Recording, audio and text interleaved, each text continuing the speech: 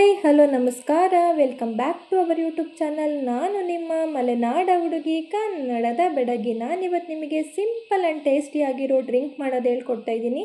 ಅದಕ್ಕೆ ನಾನು ಕ್ಯಾರೆಟ್ ತೊಗೊಂಡಿದ್ದೀನಿ, 1 ಲೋಟ ಹಾಲು, 2 ಸ್ಪೂನ್ ಬೆಲ್ಲ, 5 6 ಬಾದಾಮಿ, 4 ಏಲಕ್ಕಿನ ಸಿಪ್ಪೆ ಬಿಡಿಸಿಟ್ಕೊಂಡಿದ್ದೀನಿ. ಡ್ರೈ ಫ್ರೂಟ್ಸ್ನ ಸಣ್ಣದಾಗಿ ಕಟ್ ಮಾಡಿ ಇಟ್ಕೊಂಡಿದ್ದೀನಿ. ಗೋಡಂಬಿ, ಬಾದಾಮಿ ಹಾಗೆ ಪಿಸ್ತಾನ ಸಣ್ಣದಾಗಿ ಕಟ್ ಮಾಡಿ ಇಟ್ಕೊಂಡಿದ್ದೀನಿ. ಇವಾಗ ಕ್ಯಾರೆಟು, ಬಾದಾಮಿ ಹಾಗೆ ಹಾಲು ಮೂರನ್ನು ಹಾಕ್ಬಿಟ್ಟು ಬೇಯಿಸ್ಕೊಬೇಕು.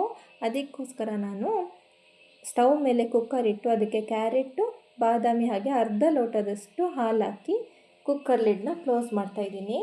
ಇವಾಗ ಸ್ಟವ್ ಆನ್ ಮಾಡಿ 3 ವಿಷಲು ಕೂಗಿಸ್ಕೊತಾ ಇದ್ದೀನಿ. ಇವಾಗಿದ್ದು ರೆಡಿಯಾಗಿದೆ. ಕುಕ್ಕರ್ನ ಕೆಳಗಿಳಿಸಿ ನೋಡಿ, ನೀಟಾಗಿ ಬೆಂದಿದೆ ಕ್ಯಾರೆಟು ಮತ್ತು ಬಾದಾಮಿ. ಅದನ್ನು ಒಂದು ಮಿಕ್ಸಿ ಜಾರ್ ತೊಗೊಂಡು ಬೆಂದಿರೋ ಕ್ಯಾರೆಟು, ಬಾದಾಮಿ ಹಾಗೆ ಅದರಲ್ಲಿರೋ ಹಾಲನ್ನು ಹಾಕಿ ಅದಕ್ಕೆ ಏಲಕ್ಕಿ ತಗೊಂಡಿದ್ವಲ್ಲ ಅದನ್ನು ಆ್ಯಡ್ ಮಾಡ್ತಾಯಿದ್ದೀನಿ.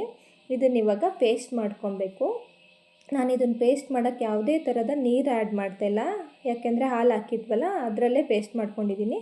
ಇವಾಗ ಮಿಕ್ಕಿರೋ ಅರ್ಧ ಲೋಟ ಹಾಲಿಗೆ ಹಾಲನ್ನ ಬಿಸಿ ಮಾಡಿಕೊಂಡು ಅದಕ್ಕೆ 1 ಸ್ಪೂನ್ ನಾವು ಮಾಡ್ಕೊಂಡಿರೋ ಪೇಸ್ಟು ಹಾಗೆ 1½ ಸ್ಪೂನು ಬೆಲ್ಲನ ಆ್ಯಡ್ ಮಾಡಿ ಮಿಕ್ಸ್ ಮಾಡಬೇಕು. ಇವಾಗಿದ್ದು ರೆಡಿಯಾಗಿದೆ. ಇದನ್ನು ಒಂದು ಲೋಟಕ್ಕೆ ಹಾಕ್ಕೊಂಡು ಕಟ್ ಮಾಡಿರೋ ಡ್ರೈ ಫ್ರೂಟ್ಸ್ನು ಆ್ಯಡ್ ಮಾಡ್ತಾಯಿದ್ದೀನಿ.